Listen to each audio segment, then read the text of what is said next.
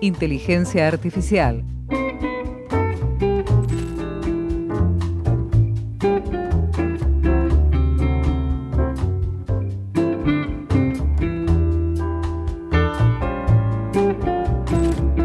Diego Slezak es docente, investigador del CONICET y doctor en Ciencias de la Computación por la Universidad de Buenos Aires. Ponele, mi vieja tiene 82 años. ¿Cómo le explico lo que es la inteligencia artificial y para qué sirve? Mira, yo creo que la mejor, una de las formas más fáciles de explicarlo es con la propia definición de Alan Turing, allá por 1950. Antiguo. Alan Turing es un matemático que trabajó en la Segunda Guerra Mundial, mucho para los aliados, tratando de desencriptar mensajes de los alemanes y participar dentro de la guerra. Y él todo el tiempo se preguntaba qué es lo que las computadoras pueden hacer. En genérico, no inteligencia artificial, sino de qué son capaces las computadoras. Entonces, claramente son capaces de desencriptar mensajes, claramente son capaces de calcular trayectorias de misiles, si estamos hablando de su intervención en la guerra, o de, no sé, calcular la facturación anual de una empresa muy grande. Todo eso es claramente... Bueno, entonces ahora la pregunta que se hizo Turing en 1950 es, bueno, ¿las computadoras son capaces de replicar al ser humano? ¿Son capaces de pensar? Y ahí empieza la primera gran definición, y es qué es ser un ser humano, qué es pensar. Y de hecho el artículo de Alan Turing de 1950 empieza con la frase, ¿pueden las computadoras pensar? O sea, así arranca. Es la mismísima definición de inteligencia artificial, ¿no? Y la respuesta que él se da es muy difícil definir pensar, es muy difícil definir qué es una máquina y qué no es una máquina. Entonces hagamos un experimento mental. Y esta es una de las mejores maneras más didácticas de tratar de entender lo que es la inteligencia artificial. Si ponemos a un juez a jugar contra dos humanos a algo, por ejemplo, el caso que da Alan Turing, que es hoy políticamente incorrecto, pero allá por 1950 era aceptado, tenemos un hombre y una mujer, en donde el juez le puede hacer preguntas a cualquiera de los dos y tiene que adivinar quién es el hombre y la mujer. Y el rol del hombre es hacerse pasar por mujer. Y el rol de la mujer es convencer al juez que ella es la mujer y el otro se está haciéndose pasar por mujer. Ese es el experimento original de Alan Turing. Entonces, la pregunta que se hace Alan Turing es, ¿podremos reemplazar a alguno de los participantes? Pensemos en el hombre por una computadora. ¿Y podrá disfrazarse de mujer de tal manera de confundir al juez tanto como lo confundiría un hombre? O sea, ese es el experimento original, que después, por supuesto, se generaliza. Entonces, es cualquier cosa que esté haciendo una persona con otra, hablando por teléfono, conversando, amando, lo que se nos ocurra, ¿podría reemplazar a uno de los dos interlocutores por una máquina?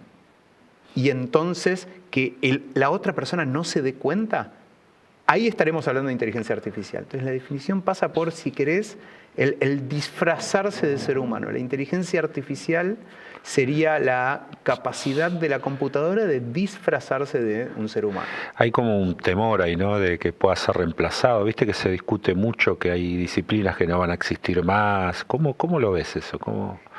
Mira, en esta definición que yo te acabo de dar, está latente ese peligro, ¿no? Porque la definición de inteligencia artificial es saco al humano, pongo la máquina y si no me doy cuenta que hice ese cambio, ganó la máquina. Pasó el test de Turing, ¿no? Como se conoce ahora. Entonces, en la definición filosófica, si querés, de inteligencia artificial, está ese reemplazo al ser humano en la raíz.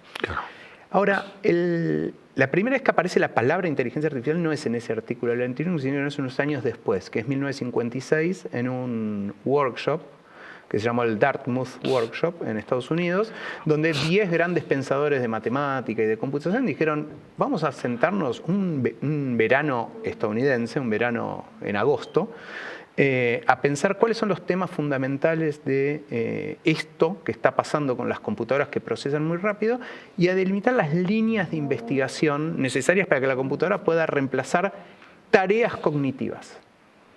Entonces ahí cambia un poco el foco.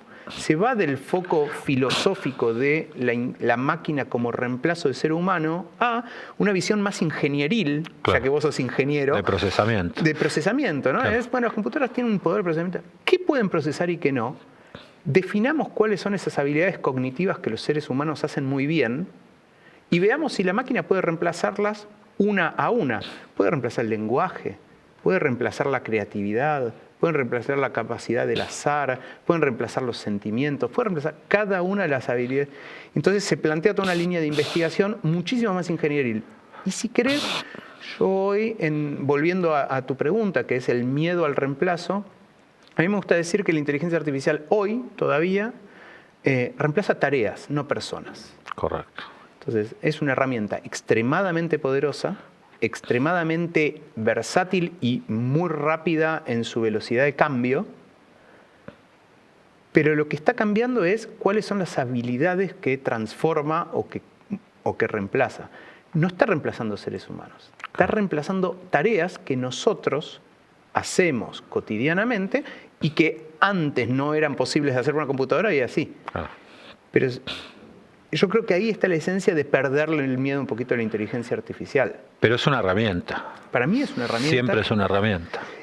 Y lo que acabo de decir, digamos, es la esencia de la revolución industrial, ¿no? Claro, O sea, claro. es lo que viene pasando Claro. en los últimos centenios, ¿no? Sí, O sea, sí. no es distinto a la máquina de vapor y después la industria y la línea de producción. Sí. Todo lo que vino fue reemplazar, amplificar cosas que antes hacían los humanos a mano Sí. por máquinas que automatizaban, ¿no? La automatización. La inteligencia artificial viene a automatizar, y acá viene, yo creo que la gran diferencia, ya no tareas necesariamente manuales, como es una línea de producción Claro. no sé, producción de tornillos, cualquier Sí, cosa, mano de obra. sino Pura. ahora de habilidades cognitivas. Claro, Entonces ahí es donde la inteligencia artificial se mete en algo que creíamos profundamente humano. Claro, solo por el manejo de datos. Vos sabés que yo me acordaba cuando empecé a estudiar los primeros cálculos de hormigón, tenía un docente que lo hacía con una regla de cálculo. Increíble, yo nunca entendí cómo lo hacía. Y nosotros usábamos como cosa la calculadora. Y cuando terminé de cursar ingeniería ya había programas, ¿no? Había programas medios primitivos, pero había programas. Hoy prácticamente te lo procesa. Hoy hay sistemas que procesan todo eso y te sacan los cálculos directamente. Sí, te calculan el peso, el tamaño del hormigón. Ahora bien, a pesar de todo eso, seguís necesitando ingenieros, arquitectos, diseñadores. Digo, no es que se perdieron. ¿Vos pensás que puede haber una pérdida o que puede impactar en el empleo esto en el futuro? O sea, todas las revoluciones industriales siempre generaron cambios en los empleos. O sea, esto no es nuevo. Sí. Entonces, la inteligencia artificial va a modificar y ya está modificando, se ve todos los días, ¿no? O sea, la cantidad, por ejemplo, mi especialidad es computación, entonces conozco bien el mundo de los programadores. Claro. Bueno, el mundo de los programadores en los últimos 5 años cambió por completo. Antes programar era aprender un lenguaje, aprender a abstraer problemas, había que saber matemática, había que saber lógica, había que desarrollar. Hoy, una persona con poca preparación en esos temas es capaz de generar programas rudimentarios. Para hacerlo bien y que el programa sea sofisticado y bueno, hay que seguir sabiendo esas cosas. Pero las cosas más sencillas no. Las cosas más sencillas se han logrado, entre comillas, automatizar con inteligencia artificial. Algo que se conoce como vibe coding, está muy de moda, ¿no? Esto de hablarle a la inteligencia artificial en lenguaje natural, castellano, inglés o el idioma que uses, y que la inteligencia artificial sea la que te devuelve el código. Y vos operar en lenguaje natural diciendo, modifícame esto, cambia aquello, esto no me gustó, esto no me anduvo. Y que sea una conversación que te termina dando un programa. Pero el programa nunca lo escribís vos. Claro. Entonces, eso hace 5 años era impensado. Y hoy se programa así. Entonces, la transformación del empleo siempre se dio con las revoluciones industriales desde hace más de 100 años. Ahora está pasando por dos cosas. Primero, en cuestiones que no son manuales, no son físicas, sino que son intelectuales, que eso por ahí es ligeramente distinto a como era antes. Y el otro gran cambio que para mí sí amerita sentarse a pensar bien qué es lo que está pasando es la velocidad de lo que pasa, ¿no? O sea, pensar que en 5 años dejaste de programar en lenguajes de programación y pasaste a programar en inglés o en español, no es, o sea, ¿cómo hacemos nosotros? El que está estudiando una carrera, una carrera dura 5 años, empezó estudiando lógicas y abstracción de problemas y complejidad de cómputo, y cuando llegó al final de la carrera dice, ahora tengo que aprender a usar inteligencia artificial porque todo esto que vi ya está. Se usa menos. Claro. Siempre es útil esas cosas, pero se usa menos. Es cierto que la transformación de la masa laboral es atroz a una muy alta velocidad. Eso te iba a preguntar también, ¿no? ¿Cómo afecta la enseñanza, ¿no? Porque hoy modifica la construcción del conocimiento, la evaluación, ¿no? Todo. El otro día le preguntaba a un chico en la escuela secundaria, nosotros tenemos una escuela secundaria, le digo, ¿usás la inteligencia artificial? Me dice, hago todo con eso. Todo con eso. Bueno, ahí hay un dilema no resuelto en la escuela, ¿no? En sí, ¿no? Para uno de los dilemas es cómo evaluamos. Exacto. Y esto no es de ahora, esto la inteligencia artificial lo puso sobre la mesa, pero es un dilema que tiene más de 50 años. Totalmente. ¿no? Entonces, ¿cómo evaluamos a los chicos y las chicas cursando y aprendiendo? Y esto no es primaria, no es secundaria, no es universidad, es transversal a cualquiera de los niveles de la educación. Y es cómo sabemos que están incorporando el contenido. Y la siguiente pregunta es, ¿cuál es el contenido que queremos dar? ¿no? Claro. También, o sea, son las dos cosas. Y está... o sea, la inteligencia artificial vino a poner sobre la mesa una discusión que estaba vigente, no resuelta, y que la potenció por 1000. Entonces ahora ya no podés tomar contenido enciclopédico. Si lo pones totalmente. vas con los anteojitos inteligentes que te miden la hoja y te lo responden. O sea, lo vimos en el fraude del ingreso a residencias que se hizo ahora. Claro. Hace poquito, o sea, eso existe, eso se hace. Entonces ya el contenido enciclopédico perdió sentido porque estas herramientas vienen a poner de manifiesto que ese no es un contenido que te haga diferente respecto a otro. Correcto. Ahora, bien, ese contenido depende de la plataforma. Vos tenés plataformas para tomar, los distintos metodologías. ¿Está bien? O sea, ¿cómo hace el docente? Porque muchas veces te sacan, a veces haces algunos ensayos y te sale, no sé, cualquier cosa, ¿no? En cualquiera de los mecanismos que tiene la inteligencia artificial. Yo creo que uno de los grandes problemas en educación, ahora estamos hablando, principales que ha habido respecto a la incorporación de tecnología, y no hablemos solamente de inteligencia artificial. No, de tecnología en general, sí. Es que se trató de, en la educación planteada hace 150 años con la creación de las escuelas, ¿cómo hacemos para usar la tecnología para conservar esa misma educación? ¿no? El maestro al frente de la escuela, arriba del estrado, impartiendo conocimiento en una sola dirección, como el que sabe todo y aquellos que aprenden. O sea, ese formato se conserva. Cuando hablamos de telemedicina o teleeducación, educación a distancia, o sea, es un aula con una camarita web, pero no deja de ser un aula donde habla uno durante 2 horas. Y el resto escucha. Y después repite. Entonces, ese modelo tiene 150 años, tiene más de 100 años. Entonces, ¿de qué estamos hablando cuando decimos incorporar tecnologías? Es muy buena la educación a distancia, la telemedicina en el caso de salud, pero tengamos en cuenta que no hay un cambio de paradigma. No, es metodológico, digamos, casi. Es una tecnología que te habilita a que si estás a 100 kilómetros no tengas que viajar. Claro. Y que puedas hablar con un japonés que no entendés el idioma con un traductor automático en simultáneo. Es espectacular, es una tecnología súper valiosa que abre puertas. Pero el paradigma de cómo se enseña o cómo se aplica la medicina, si estamos hablando, Eso se prendió tu... Entonces, ahí aparece algo que para mí es lo que está generando esta revolución en inteligencia artificial, y es que no está cambiando el paradigma de enseñanza, de salud, y podemos ir a cada una de las disciplinas que uno totalmente quiere, ¿no? De acuerdo. Y que vino a poner sobre la mesa eso y a hacerlo, a generar ebullición. Ahora, tal vez ingenuamente, pero uno piensa que para los pibes es más sencillo. Quizá lo más problemático es para nuestras generaciones, sobre todo docentes, cómo cambiar esa lógica, ¿no? Cómo cambiar esa dinámica de construcción de conocimiento. ¿Cómo lo ves eso? Yo ahí tengo yo creo que es más fácil para nosotros que para los pibes. Porque, está bien esa. Es una mirada distinta a lo que normalmente... Eso, porque nosotros tuvimos una formación antigua por ser viejos, no porque creamos en otra cosa, sino porque simplemente somos viejos, donde nos enseñaron a ser críticos, a la comprensión de texto, a aprender a abstraer el problema, a abordar las cuestiones metodológicas, todo eso, que muchas veces el uso de la tecnología y el acceso rápido a la información te genera una ansiedad y una velocidad que no te permite incorporar algunas habilidades que son importantes y que exceden al contenido enciclopédico a la que uno tiene acceso usando esas herramientas. Entonces, en ese sentido, yo me considero en algún sentido privilegiado para la incorporación de estas tecnologías porque tengo todo ese bagaje atrás.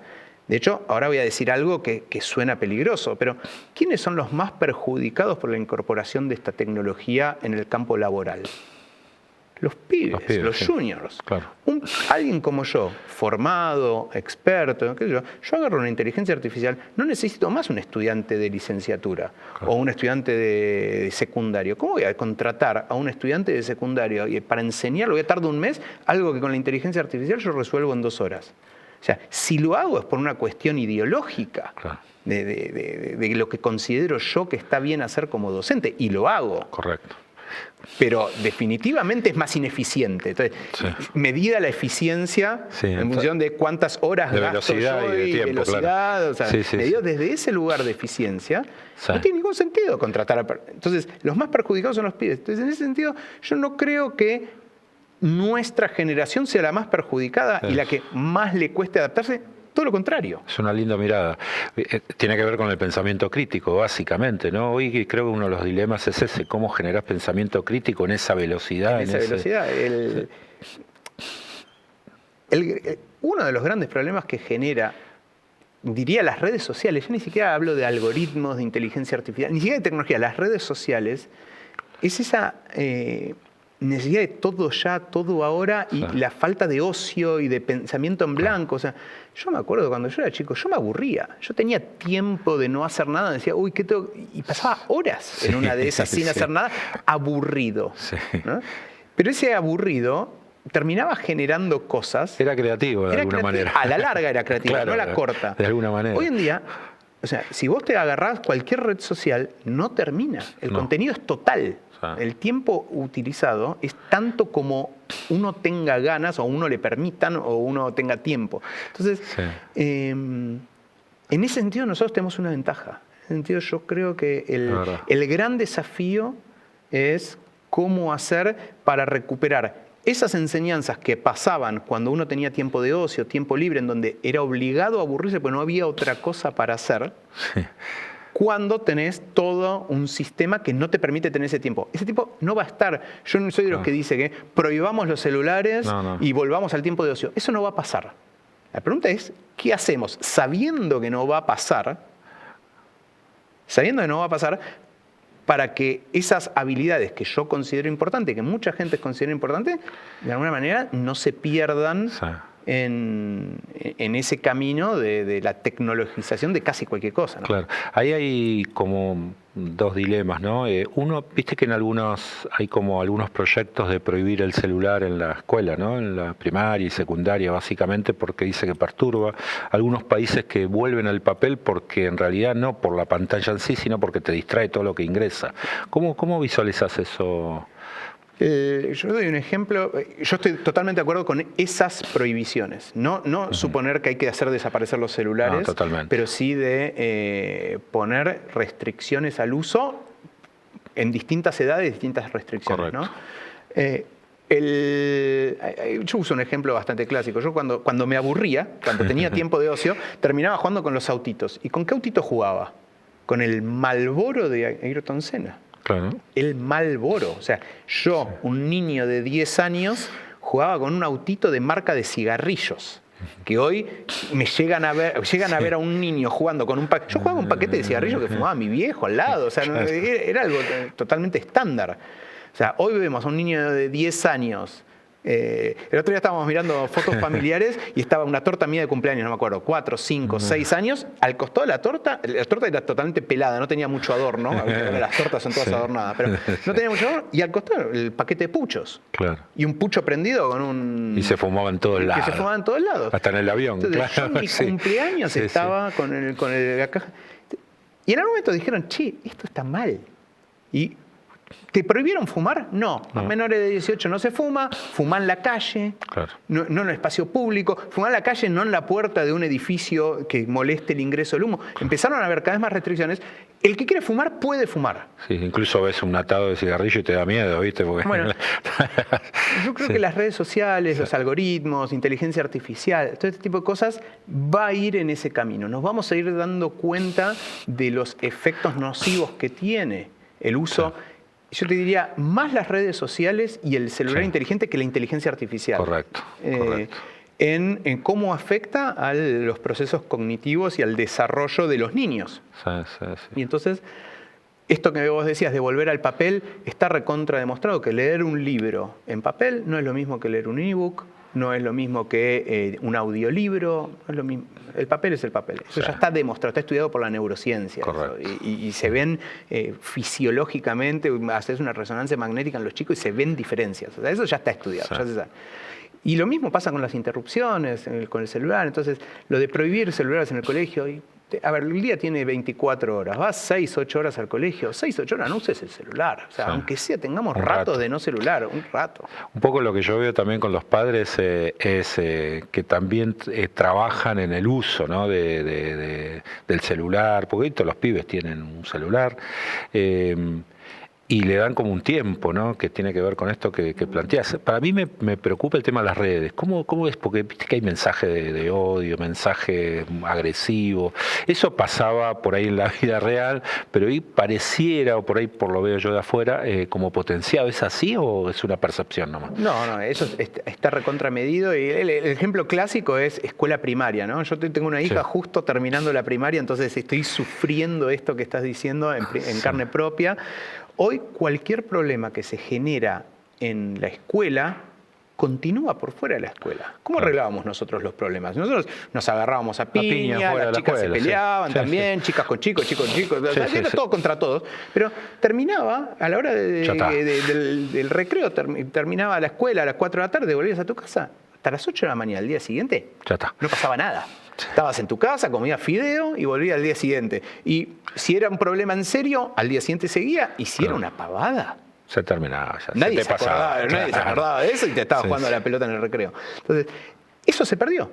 Vos ahora volvés a las 4 de la tarde y están los mensajitos de texto. Claro. Incluso en el caso de celular en la escuela, no. Porque eso no cambia. O sea, llegás a tu casa a las 5 de la tarde, tenés el celular en la mano y cualquier cosa que sucedió en la escuela continúa ahí. Las tareas, o sea, cosas buenas, pero también las cosas malas, ¿no? Las peleas o los conflictos.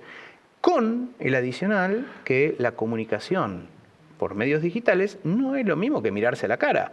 No es lo mismo pegarle una piña a otro porque estás enojado que mandar un insulto por WhatsApp. Por WhatsApp es mucho más fácil. Claro. Y no por eso el problema es menor, ¿no? Entonces, termina siendo de muy fácil acceso la agresión con una apariencia de importancia menor, pero que después cuánto afecta puede llegar a ser igual o mayor que una piña. Entonces hay una deformación de la agresión. No, y el tema del bullying, ¿no? Como bullying siempre, pero digamos que también se potencia. Sí, o sea, es un gran problema. Yo leí un libro que me recomendaron hace un tiempo que se llama La generación ansiosa. Es un psicólogo social de Estados Unidos que plantea todos estos problemas y mira, por ejemplo, un tema que para mí es absolutamente central y es el tema de las relaciones humanas, cómo se van generando las amistades y los noviazgos y las relaciones sexuales, las primeras relaciones sexuales entre los chicos en la edad que tenga que ser. Y lo que se ve es que a partir de la aparición de las redes sociales se empiezan a desarmar las redes de generar nuevos amigos, generar nuevos novios, novias, parejas, peleas. todo se va rompiendo, se va desarmando y queda solo conectado en el mundo de lo virtual. O sea, se perdió el cuerpo. Sí, es tremendo, ¿no? Se perdió el vínculo físico. El vínculo físico se está perdiendo. Yo creo que eso, tarde o temprano, van a decir, che, somos seres humanos, somos cuerpo. Que los agentes de inteligencia artificial jueguen a las redes y que los humanos vuelvan al cuerpo, ¿no? Y yo creo que va, como yo ahora no me imagino regalándole un autito de Marlboro a mis hijos, yo creo que en unos años, pocos, porque esto va muy rápido, vamos a empezar a ver restricciones que van a ser tan obvias que ni siquiera van a tener que ser impuestas. Va a ser obvio, ¿no? Totalmente. No, bueno, estaba leyendo estos días lo de la generación Z en Nepal, por ejemplo, ¿no? Que han generado una movida y apareció a partir de las redes. Digo, ¿cómo bueno, hace unos años atrás pasó en Egipto, ¿no? O sea, también el mundo político... Que se gestan, claro. Bueno, hay otro tema y es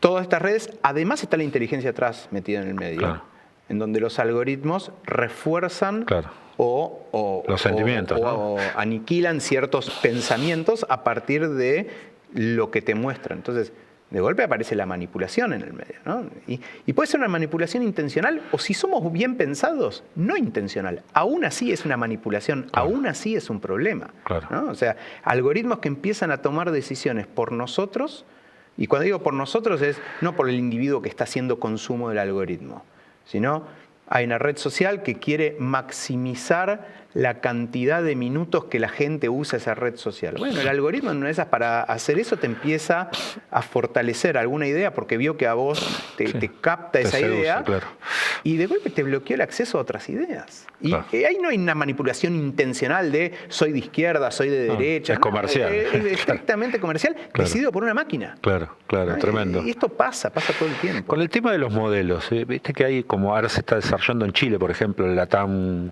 GPT. Digo, ¿es posible eso de tener modelos propios de Latinoamérica, poder pensar esquemas distintos? ¿Cómo ves eso? Sí, una de las cosas más lindas que a mí me apasiona la inteligencia artificial es que no requiere tanta inversión en equipamiento como otras industrias, ¿no? O sea, es mucho de cabeza. Hay mucho de investigación, mucho de papel y lápiz, sorprendentemente, mucho de ideas y de programación, pero en tamaño pequeño, que genera impacto muy grande. Y si algo se ha caracterizado en Argentina, y sobre todo en las universidades nacionales, es la generación de recursos humanos que con alambre resuelven cosas increíbles, ¿no? Entonces, ahí hay una oportunidad y justamente inteligencia artificial es uno de los lugares donde mejor se puede hacer. Entonces, los chilenos lo hicieron muy bien. Los chilenos, hay un instituto... el CENIA. El CENIA, que lo que hizo fue exactamente eso. Armó un hardware que vale algunos millones de dólares, que, a ver, para una persona particular es inaccesible, pero para universidades o para estados... son monedas, son monedas. Entonces, con algunos millones de dólares han logrado generar el equipamiento y la infraestructura básica para que las cabezas puedan pensar y generar modelos propios, modelos que tengan sesgos, porque todos los modelos tienen sesgos, pero que tengan sesgos latinoamericanos, ¿no? Sesgos estadounidenses, europeos o chinos, ¿no? Y lo hicieron muy bien. ¿Y a quién llamaron? ¿Y los chilenos tenían todo para hacerlo? No, llamaron a Latinoamérica, salieron a buscar a los centros de referencia por toda Latinoamérica y de hecho mi laboratorio, el Laboratorio de Inteligencia Artificial Aplicada de la UBA, participa activamente del instituto. Bárbaro. Y te hago una más para no abusar del tiempo. ¿Cómo ves el tema de regulación? Viste que Brasil ha estado regulando, Argentina no tenemos todavía nada en ese aspecto. ¿Cómo ves el tema de regular la inteligencia artificial? Mira, Argentina tiene algunas cosas que son pioneras, pero de hace 20 años. Tiene toda una ley de protección de datos personales impresionante que fue muy pionera y muy revolucionaria hace 20 años. Tan revolucionarias fueron que siguen vigentes y actuales. O sea, uno puede de alguna manera interpretarlas al mundo actual bastante bien. En todo lo que es inteligencia artificial hay, no sé, 10, 15 proyectos de leyes para tratar de regular la inteligencia artificial en el Senado, de todos los colores partidarios habidos y por haber. La única que bueno, después a nivel internacional, Estados Unidos decidió abiertamente no regular. y no legislar, y Europa todo lo contrario. Regula todo, sí. Regula todo. Sí. Y algunos países se han adosado al pensamiento estadounidense de no regular nada y otros han ido por el europeo. La mayoría de los países están yendo por el camino europeo. Brasil es uno de ellos y entonces incorporó alguno de los manifiestos dentro de esta ley europea, por ejemplo la de datos personales, GDPR o alguna de esas, y entonces incorpora ese tipo de cosas en su legislación.